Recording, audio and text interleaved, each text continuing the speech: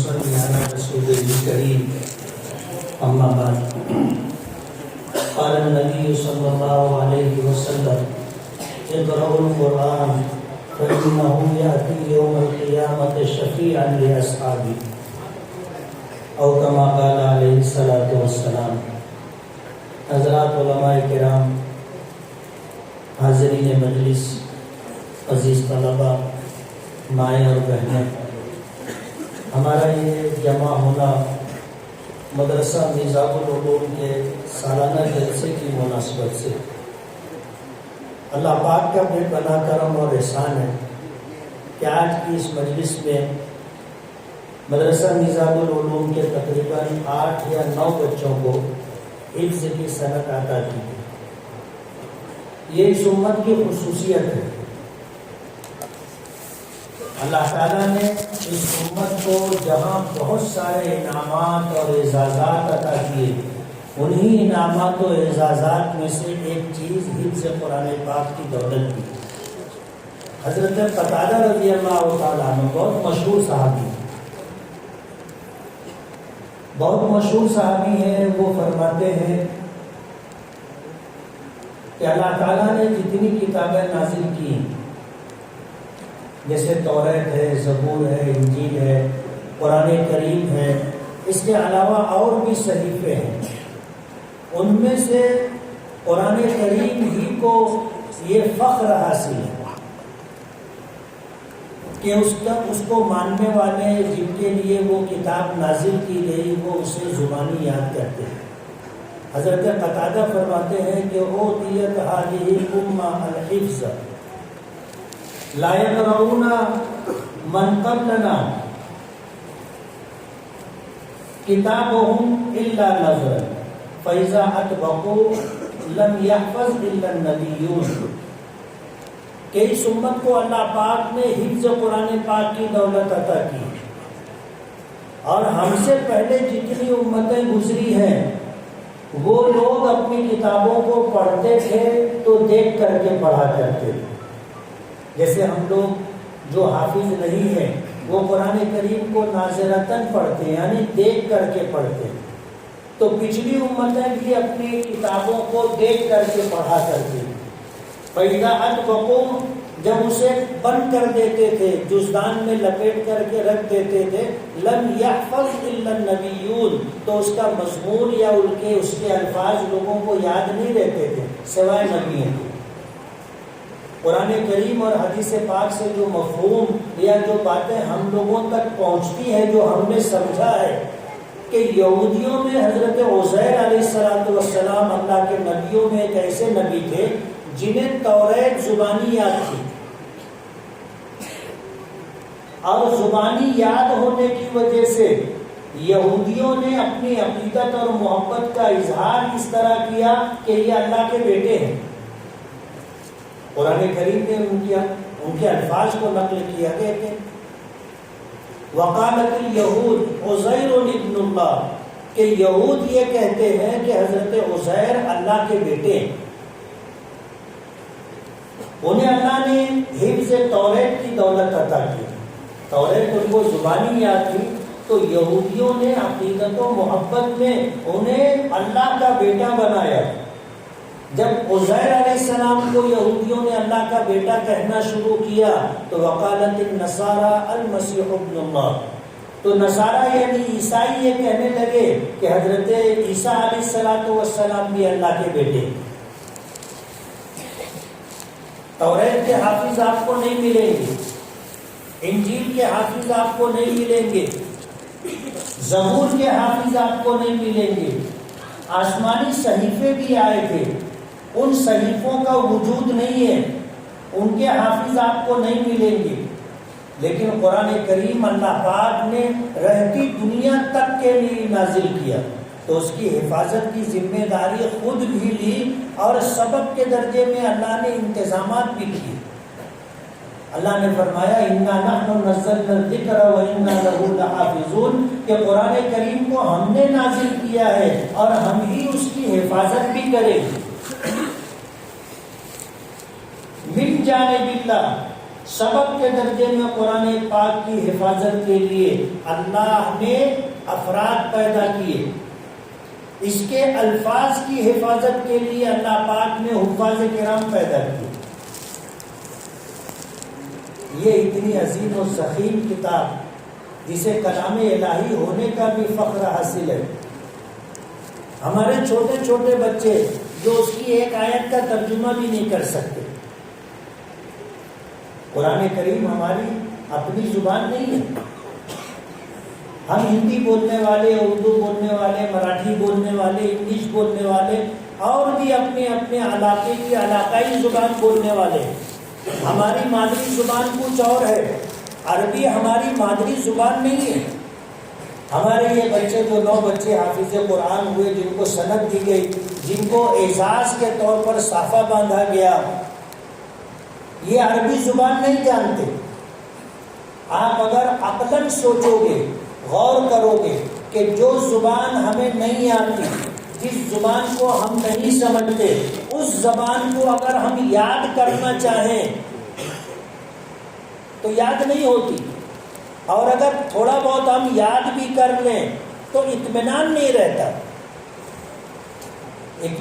رہتا۔ لیکن قرآن کریم وَلَقَدْ يَسَّرْنَا الْقُرْآنَ لِلذِّكْرِ فَهَلْ مِن مُدَّكِرٍ، اللہ پاک فرماتے ہیں ہم نے قرآن کریم کو آسان کر دیا ہے نصیحت لینے کے لیے، آسان کر دیا ہے یاد کرنے کے لیے۔ ہے کوئی نصیحت پکڑنے والا، ہے کوئی یاد کرنے والا؟ جو یاد کرنا چاہتا ہے اللہ آسان کر دیتے، اور اس کے لیے حفظ قرآن پاک آسان ہو جاتا ہے۔ 9 بچے حافظ ہوئے، معمولی بات نہیں ہے۔ حفظ قرآن پاک ہے کیا، ہمیں اس کا اندازہ نہیں ہے۔ آسمانی جتنی کتابیں ہیں ان کتابوں میں قرآن کریم کو یہ اعزاز حاصل ہے کہ یہ کتاب الہی ہونے کے ساتھ ساتھ کلام الہی بھی ہے، یعنی اسے خود اللہ پاک نے پڑھا ہے۔ حدیث پاک میں آتا ہے کہ اللہ اس کی تلاوت فرماتے تھے، حضرت جبرائیل سنتے تھے، اور سن کر کے آتے تھے تو ہمارے آقا جناب رسول اللہ صلی اللہ علیہ وسلم کو سناتے تھے، اور اللہ کے رسول صلی اللہ علیہ وسلم پر جب حضرت جبرائیل تلاوت کرتے تھے تو حضور بھی ساتھ ساتھ میں تلاوت کرنے کی کوشش کرتے تھے، تو آپ پر مشقت گزرتی تھی، آپ پر یہ عمل شاق گزرتا تھا۔ اللہ پاک نے منع کیا، فرمایا لا تحرک به لسانک لتعجل به ان علینا جمعه وقرآنہ، کیا ہے میرے محبوب آپ جبرائیل کے پڑھنے کے ساتھ ساتھ پڑھنے کی کوشش مت کیجیے، اپنی زبان کو حرکت مت دیجیے، جلدی یاد کرنے کے لیے، محفوظ کرنے کے لیے۔ ان علینا جمعہ و قرآنہ، یہ ہماری ذمہ داری ہے کہ ہم قرآن پاک کو آپ کے سینے میں جمع بھی کر دیں گے اور آپ سے پڑھوا بھی لیں گے۔ اللہ نے یہ ذمہ داری لی، ورنہ ہمارے آقا جناب رسول اللہ صلی اللہ علیہ وسلم حضرت جبرائیل کے پڑھنے کے ساتھ ساتھ اس نیت سے پڑھنے کی کوشش کرتے تھے کہ مجھے یاد ہو جائے، اس میں سے کوئی لفظ بھول نہ جاؤں، مجھے یاد رہے، اس نیت سے پڑھنے کی کوشش کرتے تھے۔ اور ایک وقت میں 2 کام پوری توجہ کے ساتھ نہیں ہوتا، کہ پڑھنا بھی ہو اور توجہ کے ساتھ سننا بھی ہو، دونوں کام ایک ساتھ نہیں ہو سکتا۔ آدمی ایک وقت میں ایک ہی کام پوری توجہ کے ساتھ کر سکتا ہے، تو حضور پر یہ عمل بہت شاق گزرتا تھا۔ اللہ پاک نے اپنے محبوب کو تسلی دی اور وعدہ کیا آپ اپنی زبان کو حرکت نہ دیں، جلدی یاد کرنے کی نیت سے قرآن کریم کو یاد کروانا، آپ کے سینے میں جمع کر دینا اور بعد میں پڑھوا لینا ہماری ذمہ داری۔ تو قرآن کریم کی حفاظت کی ذمہ داری اللہ پاک نے خود لی، اور سب سے پہلے اپنے کلام کا اور قرآن کریم کا حافظ اپنے محبوب جناب رسول اللہ صلی اللہ علیہ وسلم کو بنایا۔ اللہ نے پورا کلام کلام الہی پورا قرآن مجید اپنے محبوب کے سینے میں جمع کر دیا تھا، آپ کو قرآن کریم کا حافظ بنا دیا تھا، یہ قرآن آپ کے دل میں جمع تھا سب سے پہلے حافظ۔ علماء نے لکھا ہے کہ مردوں میں سب سے پہلے حافظ نبی کریم صلی اللہ علیہ وسلم۔ اللہ تلاوت فرماتے تھے، جبرائیل سنتے تھے، آتے تھے حضور کے پاس تلاوت کرتے تھے، ہمارے آقا سنتے تھے، اور جبرائیل کے جانے کے بعد اللہ کے رسول ان صحابہ کرام کو بلاتے تھے جو قرآن کریم جو لکھنا جانتے ہیں، ان کو بلاتے تھے اور فرماتے تھے ابھی ابھی مجھ پر قرآن کریم کی یہ آیتیں یا یہ سورت نازل ہوئی ہے، تم اسے لکھ لو۔ صحابہ کرام اسے لکھ لیا کرتے تھے۔ تو قرآن کریم کے سب سے پہلے حافظ مردوں میں نبی کریم صلی اللہ علیہ وسلم، اور یہ بہت بڑا اعزاز ہے کہ جو کام سب سے پہلے اس امت میں ہمارے آقا جناب رسول اللہ صلی اللہ علیہ وسلم نے کیا، سب سے پہلے حافظ اللہ کی کتاب اور اللہ کے کلام کے نبی کریم صلی اللہ علیہ وسلم، آج اسی صف میں ہمارے چھوٹے چھوٹے معصوم 9 بچے بھی شامل ہیں، 12 بچے شامل ہیں، الحمدللہ 12 بچے حافظ ہیں۔ عورتوں میں سب سے پہلی قرآن کریم کی حافظہ حضرت عائشہ صدیقہ رضی اللہ تعالی عنہ، یہ اعزاز ان کو حاصل۔ سب سے پہلے عورتوں میں اگر کسی نے قرآن پاک کو حفظ کیا تو وہ حضرت عائشہ رضی اللہ تعالی عنہ۔ اللہ نے ذمہ داری لی تو سبب کے درجے میں اس کے الفاظ یاد رہے، محفوظ رہے۔ اگر دنیا والے اس کتاب کو ختم بھی کر دیں، مٹا بھی دیں، تو بھی یہ کتاب اور اس کے الفاظ نہ جانے کتنے لوگ ہیں، لاکھوں لوگ جن کے سینوں میں یہ قرآن کریم موجود ہے اور اس طرح محفوظ ہے کہ وہ سنانا چاہے تو پورا قرآن پاک زبانی سنا دیتے۔ اللہ نے سبب کے درجے میں ایسے افراد پیدا کیے، ایسے علماء پیدا کیے جو اس کے معانی کی حفاظت کرتے ہیں۔ قرآن کریم کے الفاظ جس طرح منزل من اللہ ہیں، اسی طرح اس کے معانی بھی منزل من اللہ ہیں، یعنی ہر لفظ کا کیا ترجمہ ہے، اس کا کیا معنی، کیا مفہوم، کیا تفسیر ہے، یہ بھی اللہ پاک کی طرف سے نازل ہے۔ اور جن الفاظ کا ترجمہ نہیں بتایا گیا، قیامت تک آنے والے انسان اس کا ترجمہ نہیں کر سکتے۔ جیسے سورہ بقرہ میں الف لام میم، یہ حروف مقطعات میں سے الف لام میم، تینوں حرف کو الگ الگ کر کے پڑھا جائے گا۔ اس کا کیا ترجمہ ہے؟ مفسرین کہتے ہیں اللہ اعلم بمرادہ، اس کی مراد اللہ جانتے ہیں، اس کا معنی و مفہوم اللہ جانتے ہیں۔ اہل عرب جن کو اپنی زبان دانی پر ناز تھا، وہ اپنے آپ کو عرب اور پوری دنیا کو عجم کہتے ہیں، یعنی ہم بولنے والے ہیں اور پوری دنیا کے لوگ گونگے ہیں، یہ ان کا دعویٰ تھا۔ اور انہوں نے کعبے کی دیوار پر ایسے 7 قصیدے لکھ کر کے لٹکائے تھے جو فصاحت و بلاغت میں اپنی مثال تھے۔ حج کے لیے دنیا بھر کے لوگ آتے تھے تو ان کو چیلنج تھا کہ جیسا قصیدہ ہم نے لکھا ہے، بنایا ہے اور کعبے کی دیوار پر لٹکایا ہے، کوئی ہے جو ایسا قصیدہ بنا دے، کوئی شاعر ایسا ہے جو ایسا کلام کہہ دے۔ پوری دنیا کے لوگوں کو چیلنج تھا۔ اللہ تعالیٰ نے اپنا یہ کلام نازل کیا، ان کو چیلنج کیا کہ تم کو اپنی زبان دانی پر ناز ہے، چلو قرآن کریم ہم نے نازل کیا ہے، اس میں کچھ الفاظ ایسے ہیں جسے حروف مقطعات الف لام میم، الف لام را، کاف ہا یا عین صاد طا سین میم، ایسے ہا میم عین سین قاف۔ تم بہت دعویٰ کرتے ہو اپنی زبان دانی کا، اپنی فصاحت و بلاغت کا، اپنے آپ کو عرب اور دنیا کو عجم کہنے کا دعویٰ کرتے ہو، اس کا ترجمہ کر کے بتاؤ۔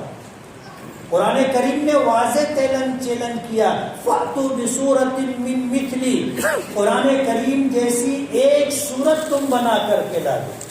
سارے اپنے اللہ کے علاوہ مددگاروں کو اکٹھا کر لو اور قرآن کریم جیسی ایک آیت بنا کر کے بتا دو. دنیا عاجز تھی، عاجز ہے، عاجز رہے گی. قیامت تک قرآن کریم کی مثال نہیں لائی جا سکتی. اللہ نے اس کی حفاظت کی ذمہ داری لی. حافظ بنائے جو اس کے الفاظ کو یاد رکھتے ہیں، محفوظ رکھتے ہیں. ایسے مفسرین و علماء پیدا کیے جو اس کے معانی اور مفاہیم کو محفوظ رکھتے ہیں. ایسے متکلمین پیدا کیے جو ان آیات میں اللہ کے احکامات ہیں، عقائد سے تعلق رکھتے ہیں، اس کی حفاظت کرنے والے. اللہ نے ایسے علماء پیدا کیے جو اس کے ایک ایک لفظ کی فصاحت اور بلاغت کو لوگوں میں واضح کرتے. یہ خدائی انتظام ہے. نظام العلوم مدرسے میں 12 بچوں نے قرآن پاک حفظ کیا. حضرت قتادہ کا وہ قول یاد کرو، اوتیت ھذہ الامۃ الحفظ، اس امت کو اللہ پاک نے حفظ قرآن پاک کی نعمت عطا کی. وَكَانَ مَنْ قَبْلَنَا لَا يَقْرَؤُونَ كِتَابَهُمْ إِلَّا نَظْرًا، ہم سے پہلے جو امتیں گزری ہیں وہ اپنی کتاب کو دیکھ کر کے پڑھا کرتے تھے، اور جب اسے بند کر دیتے تھے تو جیسے ہم میں وہ لوگ ہیں جو قرآن کریم کو حافظ نہیں ہیں، دیکھ کر کے پڑھتے ہیں، اور جب قرآن کریم بند کر دیتے ہیں تو قرآن کریم کے جس پارے کی، جس سورت کی، جس صفحے کی، جس آیت کی تلاوت کی ان کو یاد نہیں رہتا. اس امت کو اللہ نے یہ نعمت، یہ دولت عطا کی. اور الحمدللہ ثم الحمدللہ ہر سال ہزاروں بچے بچیاں قرآن پاک کو حفظ کرتی. قرآن کریم کی آیت کی میں نے تلاوت کی. اللہ کے نبی صلی اللہ علیہ وسلم فرماتے ہیں اقرأ القرآن، قرآن کریم کو پڑھو. شارحین کہتے ہیں پڑھنے کا مطلب یہ ہے کہ قرآن کریم کو یاد کرو. فَإِنَّهُ يَأْتِي يَوْمَ الْقِيَامَةِ، یہ قیامت کے دن آئے گی. قرآن کریم آئے گا شفیعاً لِأَصْحَابِهِ، اپنے پڑھنے والے، اپنے یاد رکھنے والوں کے لیے شفیع بن کر کے، شفاعت کرنے والا بن کر کے.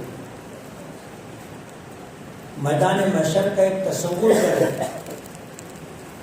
آدمی سور پھونکا جائے گا، قبر سے اٹھے گا، اور حالت یہ ہوگی کہ سب کی نظریں آسمان کی طرف اٹھی ہوں گی، سب جردن مردن ہوں گے، یعنی جیسے پیدا ہوئے تھے اسی حالت میں قبر سے نکلیں گے. بدن پر کپڑا نہیں ہوگا، اور میدان محشر کی طرف سب جا رہے ہوں گے. حضرت عائشہ صدیقہ رضی اللہ تعالی عنہا نے نبی کریم صلی اللہ علیہ وسلم سے جب یہ ارشاد سنا تو کہنے لگی کہ اللہ کے رسول، جب بدن پر کپڑا نہیں ہوگا تو کیا حالت ہوگی؟ تو حضور نے فرمایا کہ عائشہ، اس وقت وحشت اور اس وقت گھبراہٹ ایسی ہوگی کہ کوئی کسی کو دیکھے گا نہیں، سب کی نظر آسمان کی طرف ہوگی، عرش الہی کی طرف ہوگی. میدان محشر میں جمع ہوں گے، نفسی نفسی کا عالم ہوگا. حالت ایسی ہوگی کہ دنیا میں اگر کوئی کسی کو جانتا پہچانتا ہوگا تو اس سے دوری اختیار کرے، قریب نہیں جائے. یوم یفر المرء من اخیہ وامہ وابیہ وصاحبتہ وبنیہ لکل امرئ منہم یومئذ شأن یغنیہ. عجیب حالت ہوگی، ہر آدمی اپنے آپ میں پریشان ہوگا کہ میرا کیا ہوگا، کیسے میری نجات اور بخشش ہوگی. ہر آدمی اپنے آپ میں پریشان ہوگا، اور بھائی بھائی سے بھاگے گا، باپ ماں سے اولاد بھاگے گی، ماں باپ اپنی اولاد سے بھاگیں گے، شوہر بیوی سے، بیوی شوہر سے، ایک دوسرے رشتہ داروں سے، جان پہچان والوں سے. آدمی میدان محشر میں بھاگے گا، قریب نہیں رہے گا، اس اندیشے کے پیش نظر کہ کہیں کوئی مجھ سے نیکی نہ مانگے. ایسی حالت ہوگی، کوئی کسی کو پہچانے گا نہیں، پہچاننے کے بعد دور بھاگے گا، قریب نہیں آئے گا. اور اللہ پاک اتنے غضبناک ہوں گے کہ نہ اس سے پہلے کبھی اتنے غضبناک ہوئے اور نہ اس کے بعد کبھی اتنے غضبناک ہوں گے. حساب و کتاب شروع نہیں ہوگا. لوگ اپنی بدعمالیوں کی وجہ سے اپنے پسینے میں غوطے کھا رہے ہوں گے. تھک ہار کر کے لوگ یہ کہنا شروع کر دیں گے کہ اللہ جہنم میں ڈال دے، مگر فیصلہ تو کر، حساب کتاب تو شروع ہو. اتنا لوگ تنگ آ جائیں گے.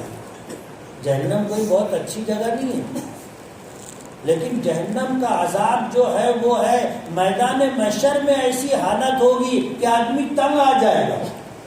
حضرت آدم علیہ نبینا علیہ الصلوۃ والسلام کے پاس جائیں گے کہ آپ اللہ سے سفارش کریں کہ حساب و کتاب شروع ہو، تو حضرت آدم معذرت کر لیں گے، میری ہمت نہیں، اللہ نے مجھے اپنے دست قدرت سے بنایا تھا، مجھ میں روح پھونکی، فرشتوں سے سجدہ کروایا اور جنت میں رکھا، میری تنہائی دور کرنے کے لیے حوا کو پیدا کیا.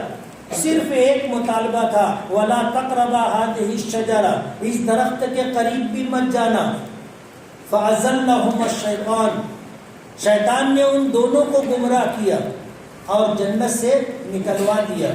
حضرت آدم کہیں گے میری ہمت نہیں ہے، مجھے ڈر ہے کہ کہیں میں گیا میرا ہی مواخذہ نہ ہو جائے کہ جنت میں تم کو رکھا تھا اور ایک مطالبہ تھا کہ اس درخت کے قریب مت جانا، تم کیوں گئے تھے، تو میں کیا کروں. تم نوح کے پاس جاؤ، حضرت نوح بھی معذرت کریں گے، تفسیر کا موقع نہیں ہے. وہ دوسرے کے پاس، وہ تیسرے کے پاس، وہ چوتھے کے پاس، لوگ تمام نبیوں کے پاس گھوم پھر کر کے جناب رسول اللہ صلی اللہ علیہ وسلم کے پاس آئیں گے اور آ کر کہیں گے کہ آپ سفارش کریں، اللہ پاک حساب و کتاب شروع کرے. تو حضور فرمائیں گے نعم انا، ہاں میں ہی سفارش کروں گا. پھر بخاری شریف میں آتا ہے اللہ کے رسول جائیں گے، عرش کے نیچے سجدہ ریز ہوں گے اور اتنا لمبا سجدہ کریں گے کہ دنیا بھر کے سجدے اس سجدے کا مقابلہ نہیں کر سکے. حضور فرماتے ہیں کہ اللہ تعالیٰ حمد کے کلمات مجھ پر القا کرے گا، ان کلمات سے میں اللہ کی حمد تعریف کرتا رہوں گا. ایک زمانہ گزرے گا، اس کے بعد اللہ پاک فرمائیں گے ارفع راسک، اپنا سر اٹھائیے، سل تعطا، آپ مانگیے دیا جائے گا، واشفع تشفع، شفاعت کرو شفاعت قبول کی جائے گی. تو حضور پھر سجدے سے سر اٹھا کر کے اللہ کی بارگاہ میں فریاد کریں گے کہ اللہ حساب و کتاب شروع کر. اسے شفاعت کبریٰ کہتے ہیں. اس کا فائدہ تمام انبیاء کو، تمام انسانیت کو پہنچے گا. اللہ حساب و کتاب شروع کریں گے اور کسی کی جرت نہیں ہوگی کہ اللہ کی بارگاہ میں جا کے کسی کی سفارش کرے. منزل الذی یشفع عندہ الا باذنہ، اللہ جس کو اجازت دے گا وہی آ کر کے کہنے کی ہمت اور جرت کرے گا، ورنہ اللہ کے سامنے جانے کی کسی میں ہمت نہیں ہوگی. منزل الذی یشفع عندہ، کون ہے جو اللہ کے سامنے کسی کی شفاعت کرے، کسی کی سفارش کرے، الا باذنہ، اللہ کی اجازت دے.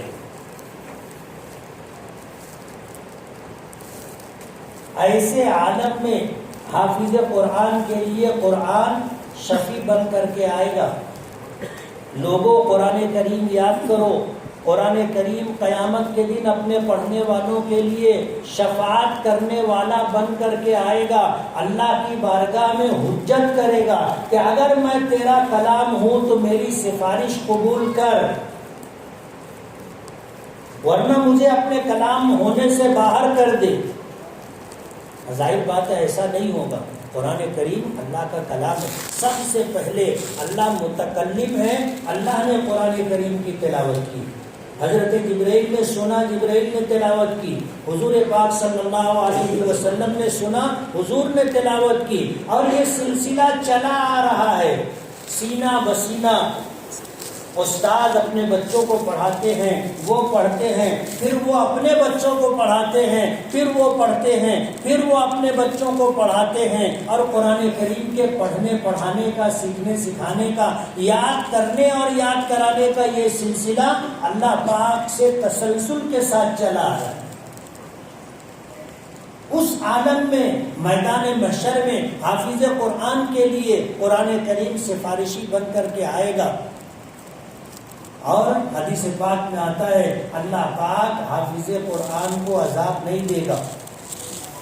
جب قرآن سفارش کرے گا تو حافظ قرآن سے اللہ پاک فرمائیں گے کہ میں نے تجھے حافظ بنایا ہی اس لیے تھا، تیرے دل میں، تیرے سینے میں قرآن کریم کو جمع اسی لیے کیا تھا کہ مجھے تجھے عذاب نہیں دینا ہے۔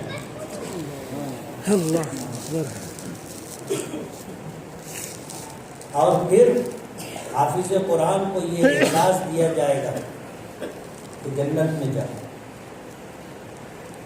یقال لقارئ القرآن، حافظ قرآن سے کہا جائے گا اقرا، پڑھ، ورتقی، جنت کے درجات طے کر،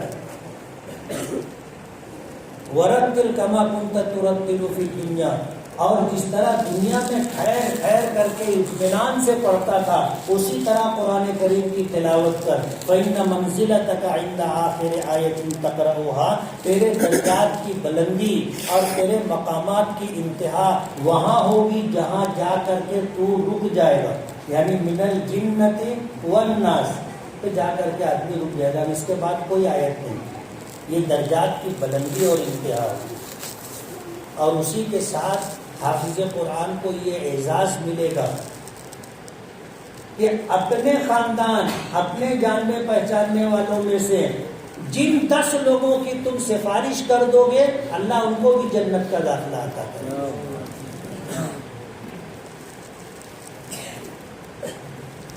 اس وقت حافظ قرآن کو لوگ ہاتھوں ہاتھ لیں گے۔ آج ان کی قدر نہیں ہے، آج تو ان کو حافظ جی بولتے ہیں۔ میدان محشر میں یہ اعزاز ان کو ملے گا، آ کر کھڑے ہوں گے، اللہ پوری انسانیت کے سامنے اعلان کرے گا کہ تم 10 لوگوں کو بولو، اشارہ کرو، اپنے ساتھ جنت میں لے کر کے جاؤ۔ سب کی نظریں لگی ہوں گی، سب ایسے اچک اچک کر کے میرے اوپر نظر پڑ جائے تو میری نکل پڑے گی۔ حافظ قرآن 10 لوگوں کی سفارش کرے گا اور جنت میں لے کر کے جائے گا۔ حافظ قرآن کے ماں باپ کو اعزاز ملے گا، وہ اعزاز یہ ہوگا، حضور پاک صلی اللہ علیہ وسلم فرماتے ہیں کہ میدان محشر میں جب لوگوں پر نفسی نفسی طاری ہوگی اور لوگ پریشان حال ہوں گے تو یہ نور کے منبروں پر بیٹھے ہوں گے، ان کے سر پر ایسا تاج ہوگا جس کی روشنی چاند سورج کی روشنی کے مانند ہوگی۔ لوگ سمجھیں گے کہ یہ پچھلی امتوں کے نبی ہیں۔ حضور فرماتے ہیں کہ نہیں، یہ تو حافظ قرآن کے ماں باپ ہیں، اور حافظ قرآن کے ماں باپ ہیں تو اس کا مطلب یہ کہ یہ طفیلی لوگ ہیں۔ طفیلی ہیں، سمجھتے ہو نا؟ ہم لوگوں کو دعوت ملتی ہے تو بولتے ہیں مفتی صاحب 10 لوگوں کو اپنے ساتھ لے کے آئے، 25 لوگوں کو اپنے ساتھ لے کے آئے۔ ظاہر ہے کہ دعوت کس کی؟ مفتی صاحب کی، لیکن یہ 2 5 10 20 تو پھیلی رہتے۔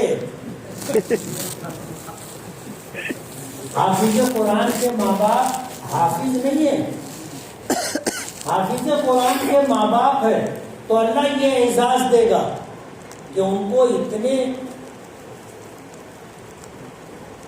میدان محشر میں ایسے انعامات کے ساتھ اللہ بٹھائے گا اور خلعت فاخرہ عطا کرے گا۔ یہ تو پہلی لوگ ہوں گے۔ اس کے بعد حضور فرماتے ہیں تم سوچو تو صحیح کہ جب طفیلی لوگوں کا یہ حال ہے تو خود حافظ قرآن کا کیا حال ہوگا۔ اس لیے اگر آخرت کا استحضار ہے، جنت اور جہنم کے ہونے کا یقین ہے، اور ہم یہ چاہتے ہیں کہ اللہ اپنے عذاب سے بچا لے اور اپنی رحمت سے سرفراز فرما کر جنت کا داخلہ عطا کرے تو خود حافظ قرآن بنے انشاءاللہ۔ ہو تو بن ہو تو اپنا خود حافظ قرآن بنے کہ خود بھی جنت میں جائیں اور 10 لوگوں کو لے کر کے جائیں، کسی کی طرف دیکھنے کی ضرورت نہ پڑے، خود حافظ قرآن بنے۔ اور خدا نخواستہ کسی وجہ سے ہم حافظ نہیں بن سکے تو اپنے بچوں کو حافظ بنائیں، بنائیں گے انشاءاللہ، اپنے بچوں کو حافظ بنائیں۔ اور اگر یہ ممکن نہ ہو تو اپنے بچوں کے بچوں کو حافظ بنائیں، اور اگر یہ بھی ممکن نہ ہو تو آپ دیکھو کہ آپ کے آس پاس میں کہیں مدرسہ ہے، وہاں حفظ کلاس چلتی ہے، آپ جاؤ 1 2 4 5 بچوں کا خرچ برداشت کرو کہ ان کی خوراکی فیس ہم سے لے لو، سال کا 2 5 جوڑا کپڑا ہم بنا کے ان کو دیں گے، ہفتے کا خرچ ان کو ہم دیں گے، جو ضروریات ہے ہم پوری کریں گے۔ 1 مہینے میں بچے کی خوراکی فیس کتنی ہے؟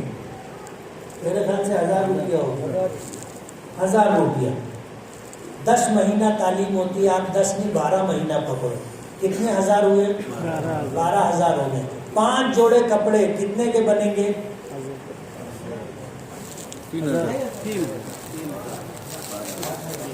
5 جوڑے کپڑے 5,000 کے بنیں گے، کتنے ہو گئے؟ 12 اور 5 17۔ ہر مہینہ اس کا خرچہ آپ 1000 روپیہ پکڑ لو، 12,000 یہ ہو گئے، 17 اور 12 39,000، 29,000۔ میرا تھوڑا حساب کمزور ہے۔ 29,000، اور میں تو ایسا بولتا ہوں کہ تھوڑا جھوٹا پکڑ لو، 1 سال کا 50,000 راؤنڈ فگر، 1 سال کا 50,000۔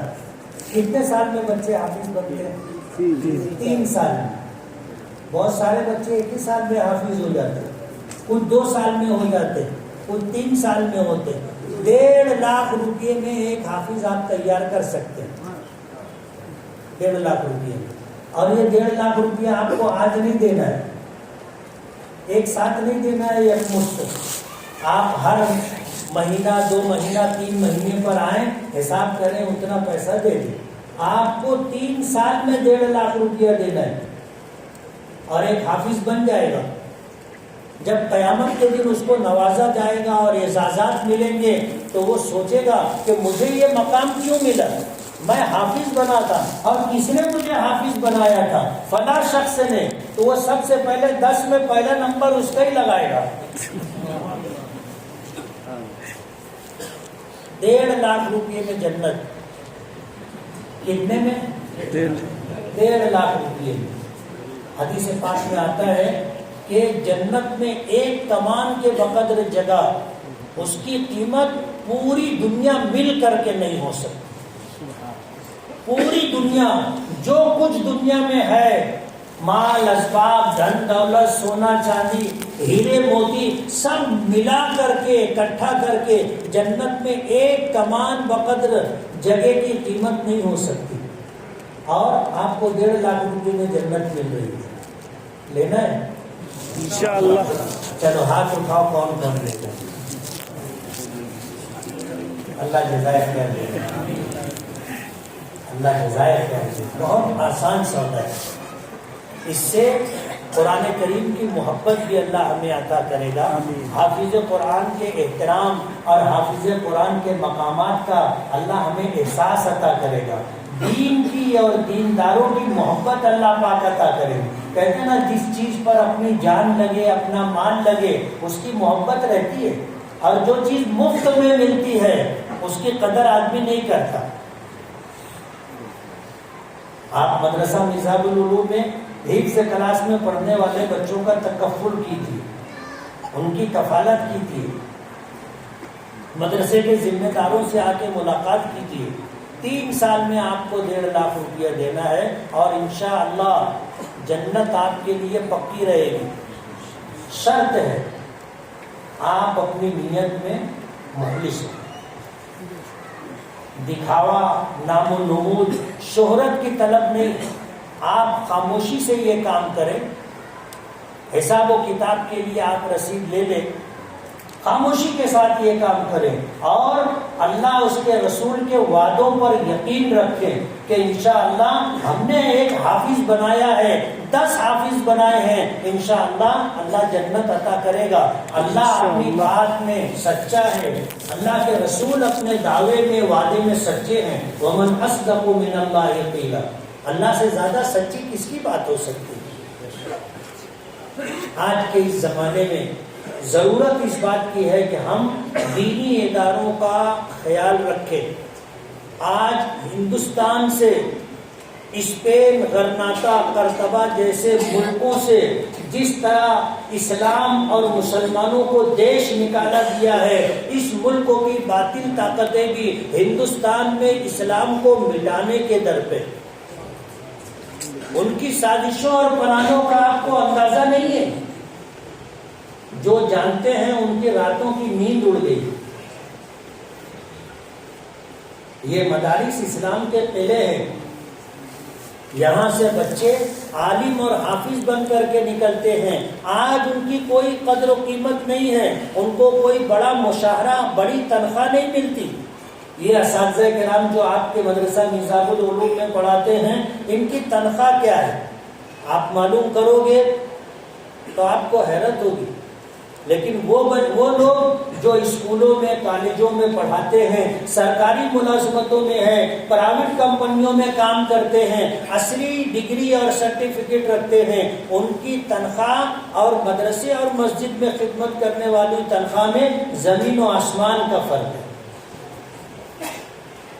لیکن یہ لوگ لگے ہیں صرف اس لیے کہ اللہ کا دین باقی رہے.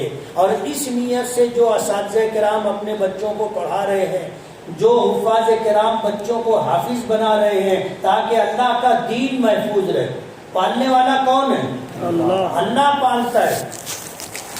اور جب وہ پالنا ہے اسے تو وہ سبب خود بنا دیتا ہے. وَمَا مِن دَابَّةٍ فِي الْأَرْضِ إِلَّا عَلَى اللَّهِ رِزْقُهَا. رزق کی ذمہ داری اللہ نے خود لی ہے. نصیب کون بناتا ہے؟ اللہ بناتا ہے. اگر نصیب بنانا انسانوں کے اختیار میں ہوتا تو ماں باپ اپنے بچوں کا نصیب بناتے کہ نہیں بناتے. اور ایسا بناتے کہ سب بادشاہ رہتے. لیکن اللہ نے یہ اختیار اپنے پاس رکھا. نصیب کون بناتا ہے؟ اللہ. پالتا کون ہے؟ اللہ. ضرورتیں کون پوری کرتا ہے؟ یہ اللہ کی ربوبیت ہے. اللہ کی ربوبیت ہے. اللہ سب کو پالتا ہے، سب کو روزی دیتا ہے. یہ اللہ کی ربوبیت ہے. اس لیے نصیب اللہ بناتے ہیں. اور بہت مشہور جملہ ہے کہ اللہ بھوکا اٹھاتا ہے، بھوکا سلاتا نہیں ہے. بلکہ حیرت کی بات یہ ہے کہ جو بہت خوشحال لوگ ہوتے ہیں وہ دال کا پانی پیتے، نیند کے لیے نیند آور گولی کھاتے. اور غریب آدمی ان کے دسترخوان پر گورانی دیسی کھاتا نا. فقیر آدمی اس سے اچھا کھاتا، 8-10 گھر سے مانگ کے لاتا، طرح طرح کا پکوان اس کو ملتا. یہ اس کی ربوبیت ہے. تو سب کو کھلاتا ہے، سب کو پلاتا ہے، سب کو پہناتا ہے، سب کی ضرورت پوری کرتا ہے. اس لیے یہ اساتذہ کرام اور یہ مدرسے دین کی حفاظت کا قلعہ ہے. یہ محفوظ رہیں گے انشاءاللہ دین محفوظ رہے گا. قرآن کریم محفوظ رہے گا، احادیث پاک محفوظ رہیں گی، قرآن کریم اور حدیث پاک کا علم محفوظ رہے گا. اور عالم بن کر کے، حافظ بن کر کے لوگ نکلتے رہیں گے اور نہ جانے کہاں کس علاقے میں جا کر کے جگہ لیں گے، چندہ کر کے لائیں گے، جگہ لیں گے، مدرسہ بنائیں گے، وہاں بیٹھ جائیں گے، بچوں کو پڑھائیں گے. آج یہی ہو رہا ہے الحمدللہ. ہم سرکار سے کوئی مدد نہیں لیتے اور ہم کو چاہیے بھی نہیں، ہم کو چاہیے بھی نہیں۔ ایسی کسب و پرسی میں دین کا کام ہو رہا ہے اور باطل طاقتیں کروڑوں اربوں خربوں روپیہ خرچہ کر کے اسلام کو مٹانا چاہتی ہے۔ پریشان ہے کہ کیا ہو رہا ہے۔ آج ان کی ساری سازشیں ناکام ہوتی جا رہی۔ کن لوگوں کی وجہ سے؟ یہ داڑھی ٹوپی کرتے والوں کی وجہ سے۔ وہ بھی پریشان ہے کہ کیسے لوگ ہیں 4,000 5,000 7,000 10,000 15,000 20,000 تنخواہ ملتی ہے اور پورا مہینہ اس پہ گزار لیتے۔ ہمارے بچوں کو ہم 15-20 ہزار روپیہ جیب خرچے دیتے، پتہ نہیں ان کا کیسے گھر چلتا ہے۔ اور جس مولانا کو دیکھو ایک دم سفید کپڑے میں رہتا ہے، ایک دم سفید کپڑے، سفید پوش، اور اپنے لیے کسی سے نہیں مانگتے۔ مانگیں گے تو مدرسے کے لیے مانگیں گے، مدرسے میں پڑھنے والے بچوں کے لیے مانگیں گے، اپنے لیے کبھی سوال نہیں کرتے۔ اور اللہ نے انہیں قناعت کی دولت دی اور ان کی رزق میں اللہ نے برکت دی۔ جتنے کم مشاہرے میں ان کا گھر چلتا ہے اور جس طرح سفید پوش ہونے کے ساتھ یہ رہتے ہیں، جس مولانا کو دیکھو وہ پاسپورٹ پہنے رہتے نا، لوگ پریشان رہتے ہیں ان کی تنخواہ کیا ہے اور یہ رہتے کیسے۔ اللہ نے ان کے رزق میں برکت دی اور ایک دم چین سکون کے ساتھ رہتے، ٹینشن فری، ٹینشن فری۔ اس لیے خود حافظ بنو، نہیں تو اپنے بچوں کو حافظ بناؤ، نہیں تو بچوں کے بچوں کو حافظ بناؤ، نہیں تو غریب کے بچے کو حافظ بناؤ۔ لوگ دین مٹانا چاہتے، ہم دین کو پھیلانے کا عزم اور ارادہ رکھیں اور اسی نیت سے کام کریں، نیت خراب نہ کریں۔